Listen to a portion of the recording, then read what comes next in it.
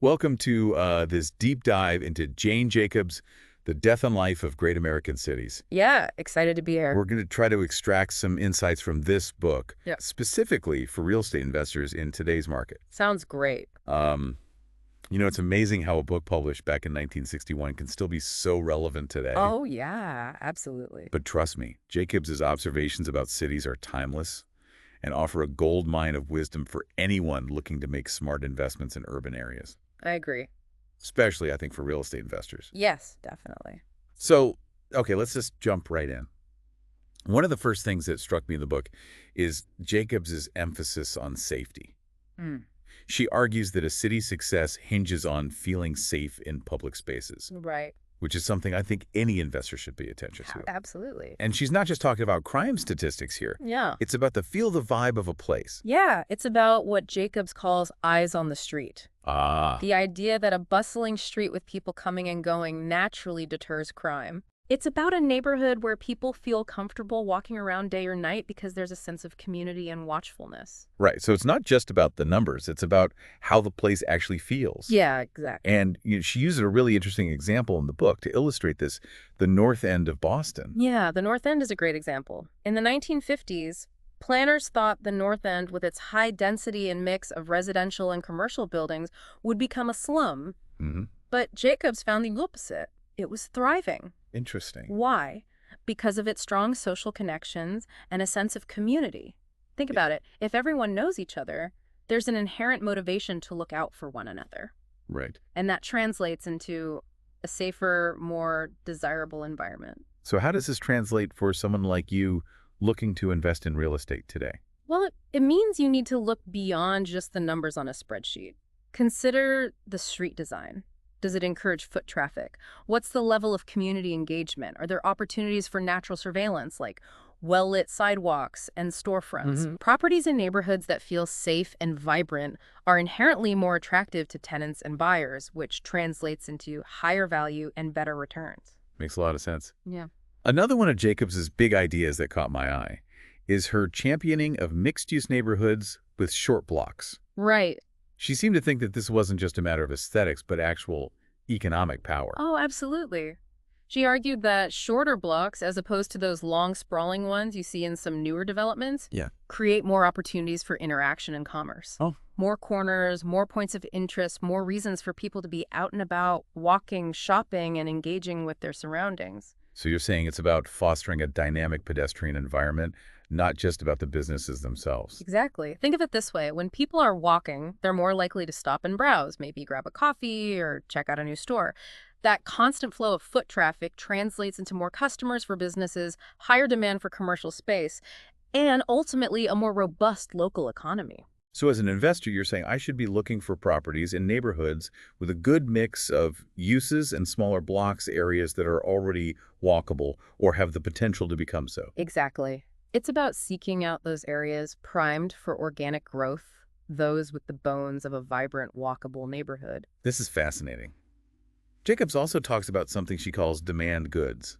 And I have to admit, this one was a bit new to me. Yeah, demand goods are essentially the things that make public spaces magnetic, that draw people in and make them want to linger.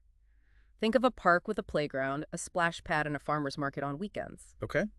These are the elements that elevate a space from simply functional to truly desirable. I see. Now I get it. So she's saying that a park or a plaza needs to offer something that people actually want, not just a patch of grass and a bench. Precisely. Jacobs used examples in the book like swimming pools, music venues, playgrounds, and markets. Hmm? She emphasizes that these elements, these demand goods, are just as crucial for parks and public spaces as they are for successful businesses. They create a buzz and energy that draws people in and fosters a sense of community. Interesting perspective. It's not just about having a park nearby. It's about the quality and activity within that park, how it integrates with the life of the street. So when I'm evaluating a property, I need to take note of what's nearby and if it's actually something that would draw people in. Right. Ask yourself, does that park have features people actually want? Are there cultural attractions or events nearby? Easy access to these sorts of demand goods adds a layer of desirability that can translate into higher property values and greater returns for investors. Okay, now I'm starting to see how all these pieces fit together, how Jacobs's insights can be applied to real estate investing. Mhm. But I'm also starting to see how easy it would be to misinterpret or oversimplify her ideas. Yeah, you're hitting on a crucial point. Jacobs warned about the self-destruction of success, how even successful areas can decline if they become too homogenous, too one-dimensional. A great example she uses is 8th Street in New York, Okay. a street once renowned for its vibrant mix of restaurants, shops, and theaters. Hmm. It became so popular for its restaurants that eventually it was almost exclusively restaurants. Guess what happened? People stopped coming. Really? It lost its unique appeal, its diversity. So she's saying that too much of a good thing can actually be detrimental. Diversity is key, not just in terms of businesses, but also in housing types, price points, and even in the ages of buildings. Exactly. A mix of everything contributes to a neighborhood's resilience, its ability to weather economic fluctuations and remain vibrant over the long haul. A neighborhood that caters to a single demographic or relies on a single type of business is inherently more vulnerable to change. That's a valuable lesson for any investor. Mm. A balanced, diverse neighborhood is not just a nice ideal, it's a smart investment strategy. Okay, so we've covered safety, mixed-use neighborhoods, and the importance of demand goods. What else does Jacobs have to say that's relevant for real estate investors? Well, she had some pretty strong opinions about large-scale urban renewal projects, the kind that promise to revitalize entire neighborhoods overnight. And her take on those was, Let's just say she wasn't a fan. She called them cataclysmic change and argued that they often do more harm than good, disrupting existing communities without truly understanding the intricate social and economic networks that make a city thrive. it's like trying to fix a watch with a sledgehammer. You might think you're solving a problem, but you're more likely to break the whole thing. Exactly. Jacobs argued that these massive top-down projects often fail to account for the organic, often messy way that cities actually work. Think of it this way. A city isn't a machine that can be engineered from scratch. It's more like an ecosystem with all its complexities and interdependencies. So she's advocating for a more nuanced, organic approach to urban development, one that acknowledges the existing social fabric of a neighborhood. Precisely. A great example she uses in the book is the story of Washington Square Park in New York City. In the 1950s, the city proposed building a highway right through the park, a classic example of this kind of top-down planning that ignored the needs of the community. I've heard of this. Didn't Jacobs play a key role in stopping that from happening? She did. She and other activists organized protests, rallies, and letter-writing campaigns. They argued that the highway would destroy the park's unique character, disrupt the surrounding neighborhood, and create traffic congestion. They emphasized the value of the park as a community gathering place, a vital part of the city's social fabric. And they won. That's a powerful example of how community engagement can make a real difference in shaping a city's development. It is, and it ties back to Jacob's point about organic change. Instead of imposing a massive disruptive project, the community advocated for a more gradual, bottom-up approach that respected the existing character of the neighborhood. And the result is one of the most beloved public spaces in New York City. Okay, so as an investor, what's the takeaway here? Look for areas undergoing organic change, those where the community is actively involved in shaping its future. These are often neighborhoods with a strong sense of identity, a mix of old and new and a vibrant street life. They might not be the flashiest or most talked about areas, but they offer a solid foundation for long-term growth and value appreciation. It's about spotting those hidden gems before they become mainstream, understanding the subtle signs of a neighborhood that's on the cusp of positive change. Exactly, and it goes back to what we were talking about earlier with demand goods. Look for neighborhoods where these elements are starting to appear: a new coffee shop, a community garden, a small art gallery. These are often the early indicators of a neighborhood that's attracting creative, engaged residents who are invested in their community. That's a really helpful tip. It's like looking for those early blooms that signal spring is coming, those subtle signs of life and renewal. So if I'm understanding Jacobs correctly, she's saying that real estate investors should be looking for properties in neighborhoods that are safe, walkable, diverse, and undergoing organic change. You're getting it.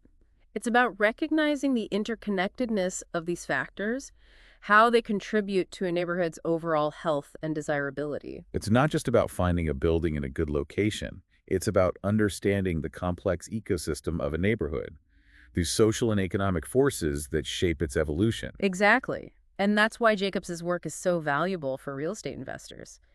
She provides a framework for understanding these complexities, for seeing beyond the surface and recognizing the factors that truly drive value in urban environments. This has been incredibly insightful. Are there any other key takeaways from Jacobs's work that we should keep in mind as investors? Well, she had some fascinating things to say about the role of sidewalks and how they contribute to a city's vibrancy. It might seem like a simple thing, but sidewalks are actually vital public spaces where a lot of that street ballet unfolds. Okay, I'm intrigued. Tell me more about this sidewalk ballet. Jacobs argued that sidewalks aren't just for walking, they're stages for everyday life where people interact, observe their surroundings, and contribute to that sense of safety we talked about earlier. It's like the pulse of the city where you can really get a feel for the rhythm and character of a neighborhood. Precisely. And she uses her own street, Hudson Street, in New York City as a prime example. She describes this intricate dance of people going to work, running errands, greeting neighbors, children, playing shopkeepers, tending to their stores. It's a constant flow of activity that creates a sense of energy, vitality, and importantly, safety. Because there are always eyes on the street, as she puts it. Exactly. A lively sidewalk with people coming and going acts as a natural deterrent to crime. It fosters a sense of community and ownership, making people feel more connected to their surroundings. This reinforces the idea that street life matters. A street that feels safe and vibrant is a good sign for investors because it suggests a neighborhood that's thriving, not just surviving. Absolutely. Now think about how this applies to real estate investing. A property located on a street with a vibrant sidewalk life is inherently more attractive to tenants and buyers. People want to be part of that energy, that sense of community. Yeah. It's not just about the building itself, it's about the life that surrounds it, the street that it's on. Right. And this is something that investors can observe, analyze, and factor into their decision-making process. Okay, so we've got safe streets, mixed-use neighborhoods, demand goods, organic change, and now the importance of sidewalk life. This is starting to feel like a pretty comprehensive checklist for evaluating potential real estate investments. It's a great start, and it highlights the key takeaway from Jacobs's work. Understanding the social and economic dynamics of a neighborhood is just as important as understanding the financial metrics. It's about seeing the big picture, the interconnectedness of things, and how those factors contribute to a neighborhood's long-term value and desirability. Exactly. And that's what makes Jacobs's work so timeless. She was writing about American cities in the 1950s and 60s, but her insights are just as relevant today, perhaps even more so, as we face new challenges like climate change, affordability crises, and the rise of online commerce. Her work gives us a framework for thinking about how to create cities that are not only functional and efficient, but also livable, vibrant, and equitable. And that's something that any investor should be thinking about. After all, investing in real estate isn't just about making money, it's about shaping the built environment, creating the kind of places where people want to live, work, and play. It's about making smart investments that benefit not just the investor, but the community as a whole. Okay, I'm ready to dive into some more of Jacobs's ideas. What else did she have to say that's relevant for real estate investors? Well, she had some pretty strong opinions about parks, specifically neighborhood parks. She believed that successful parks were more than just green spaces. What did she think made a park truly successful? She argued that they needed to be well integrated into their surroundings, easily accessible, and offer something for everyone. Remember, demand goods. They apply to parks, too. So it's not just about having a park nearby. It's about having a park that people actually want to use, one that's well-maintained, safe, and offers things to do.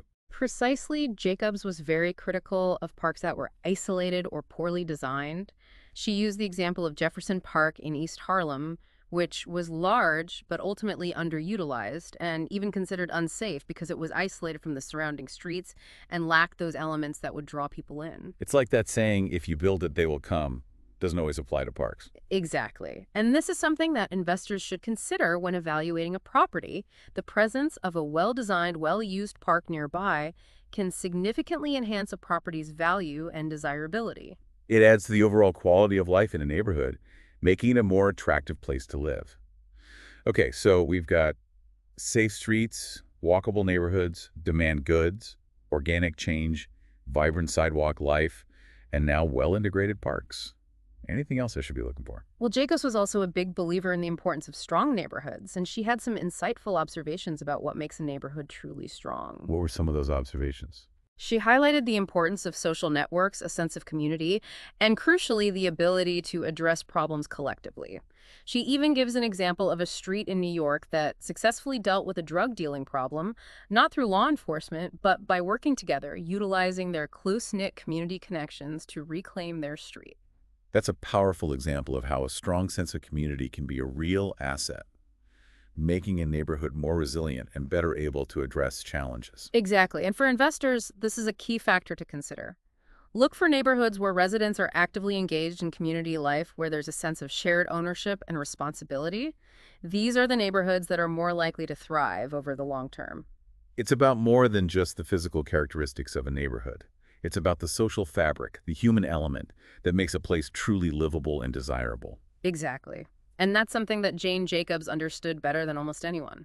This has been an incredibly insightful deep dive into Jacobs's work. I'm starting to see how her ideas can be applied to real estate investing in a very practical way. It's about shifting your perspective, moving beyond just the numbers and looking at a neighborhood through a more holistic lens. It's about understanding the subtle, often overlooked factors that contribute to a neighborhood's long-term value and desirability. And it's about recognizing that investing in real estate isn't just about making money, it's about shaping the built environment and contributing to the creation of thriving, vibrant communities. Well, this has been fantastic. I really appreciate you taking the time to walk us through all this. Oh, it's my pleasure. I feel like I've learned a lot, and I'm sure our listeners have too. Yeah, me too. So to everyone listening out there, if you're interested in real estate investing, I highly recommend checking out Jane Jacobs's The Death and Life of Great American Cities.